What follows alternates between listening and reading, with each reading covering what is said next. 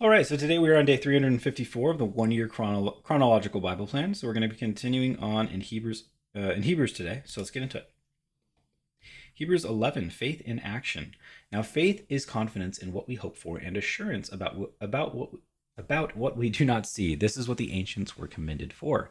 By faith, we understand that the universe was formed at God's command, so that what is seen was not made out of what was visible.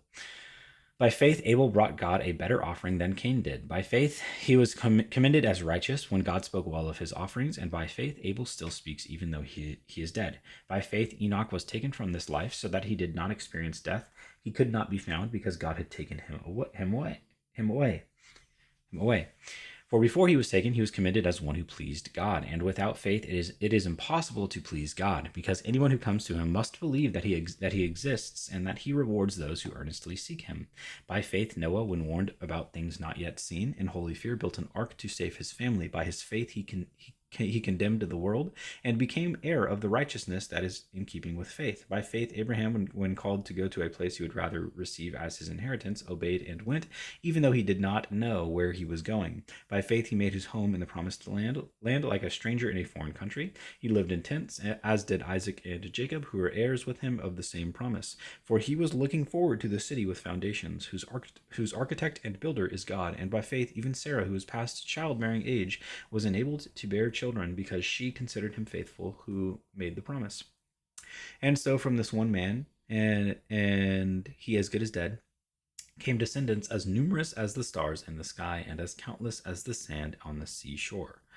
All these people were still living by faith when they died. They did not receive the things promised. They only saw them and welcomed them from a distance, admitting that they were foreigners and strangers on earth. People who say such things show that they are looking for a country of their own. If they had been thinking of the country they had left, they would have had opportunity to return. Instead, they were longing for a better country, a heavenly one. Therefore, God is not ashamed to be called their God, for he has prepared a city for them. By faith, Abraham, when God tested him, offered Isaac as a sacrifice. He who had embraced the promises was about to sacrifice his one and only son, even though God had said to him, "It is through Isaac that your offspring will be reckoned." Abraham reasoned that God could even raise the dead, and so in a manner of speaking, he did receive Isaac back from death. By faith, Isaac blessed Jacob and Esau in regard to their future. By faith, Jacob, when he was dying, blessed each of Joseph's sons, and worshipped as he leaned on the top of his staff. By faith, Joseph, when his end was near, spoke about the exodus of the Israelites from Egypt and gave instructions concerning the burial of his bones. By faith, Moses' parents hid him for 3 months after he was born because they saw he was no ordinary child, and they were not afraid of the king's edict. By faith, Moses, when he had grown up, refused to be known as the son of Pharaoh's daughter. He chose to be mistreated along with the people of God rather than to enjoy the fleeting pleasures of sin. He regarded disgrace for the sake of Christ as of greater value than the treasures of Egypt, because he was looking ahead to his reward. By faith, he left Egypt, not fearing the king's anger. He persevered because he saw him who is invisible. By faith, he kept the Passover and the application of blood, so that the destroyer of the firstborn would not touch the firstborn of Israel. By faith, the people passed through the Red Sea as on dry land, but when the Egyptians tried to do so, they were drowned. By faith, the walls of Jericho fell, and the army had marched around them for 7 days. By faith, the prostitute Rahab, because she welcomed the spies, was not killed with those who were disobedient. And what more shall I say? I do not have time to tell about Gideon, Barak, Samson, and Jephthah, about David and Samuel and the prophets, who through faith conquered kingdoms, administered justice, and gained what was promised, who shut the mouths of lions, quenched the fury of the flames, and escaped the edge of the sword, whose weakness was turned to strength, and who became powerful in battle and routed foreign armies. Women received back their dead, raised to life again. There were others who were tortured, refusing to be released so that they might gain an even better resurrection. Some faced jeers and flogging, and even chains and imprisonment. They were put to death by stoning. They were sawed in two. They were killed by the sword. They went about in sheepskins and goatskins, destitute, persecuted, and mistreated. The world was not worthy of them. They wandered in deserts and mountains, living in caves and in holes in the ground. These were all commended for their faith. Yet none of them received what had been promised, since God had planned something better for us, so that only together with us would they be made perfect. Hebrews 12. Therefore, since we are surrounded by such a great cloud of witnesses, let us throw off everything that hinders and the sin that so easily entangles, and let us run with perseverance the race marked out for us, fixing our eyes on Jesus, the pioneer and perfecter of faith. For the joy set before him, he endured the cross, scorning its shame, and sat down at the right hand of the throne of God. Consider him who endured such opposition from sinners, so that you will not grow weary and lose heart. In your struggle against sin, you have not yet resisted to the point of shedding your blood, and you have completely forgotten this word of encouragement that addresses you as a and have you completely forgotten this word of encouragement that addresses you as a father addresses his son? It says, "My son, do not make light of the Lord's discipline, and do not lose heart when he rebukes you, because the Lord disciplines the one he loves, and he chastens everyone he accepts as his son. Endure hardship as discipline. God is treating you as his children.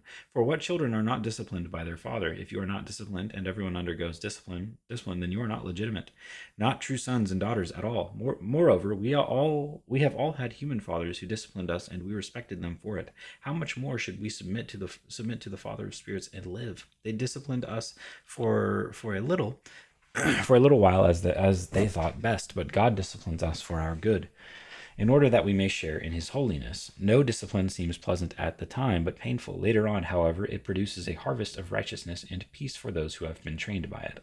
Therefore, strengthen your feeble arms and weak knees. Make level paths for your feet, so that the lame may not be disabled, but rather healed. Warning and encouragement. Make every effort to live in peace with everyone and to be holy. Without holiness, no one will see the Lord. So see to it that no one falls short of the grace of God, and that no bitter root grows up to cause trouble and defile many. See that no one is sexually immoral or is godless like Esau, who for a single meal sold his inheritance rights as the oldest son. Afterward, as you know, when he wanted to inherit this blessing, he was rejected, even though he sought the blessing with tears. He could not change what he had done. The mountain of fear and the mountain of joy. You have not come to a mountain that can be touched and that is burning with fire, to darkness, gloom, and storm, to a trumpet blast, or to such a voice speaking words that those who heard it begged that no further word be spoken to them, because they could not bear what was commanded. If even an animal touches the mountain, it must be stoned to death. The sight was so terrifying that Moses said, "I am trembling with fear." But you have come to Mount Zion, to the city of the living God, the heavenly Jerusalem. You have come to thousands upon thousands of angels in joyful assembly, to the church of the firstborn, whose names are written in heaven. You have come to God, the judge of all, to the spirits of the righteous made perfect, to Jesus, the mediator of a new covenant, and to the sprinkled blood that speaks a better word than the blood of Abel. See to it that you do not refuse him who speaks. If they did not escape when they refused him, but if they did not escape when they refused him, who warned them on earth, how much less will we if we turn away from him who warns us from heaven? At that time his voice shook the earth, but now he has promised, "Once more I will shake not only the earth, but also the heavens." The words once more indicate the removing of what can be shaken, that is, created things, so that what cannot be shaken may remain. Therefore, since we are receiving a kingdom that cannot be shaken, let us be thankful and so worship God acceptably with reverence and awe, for our God is a consuming fire. And that is day 354.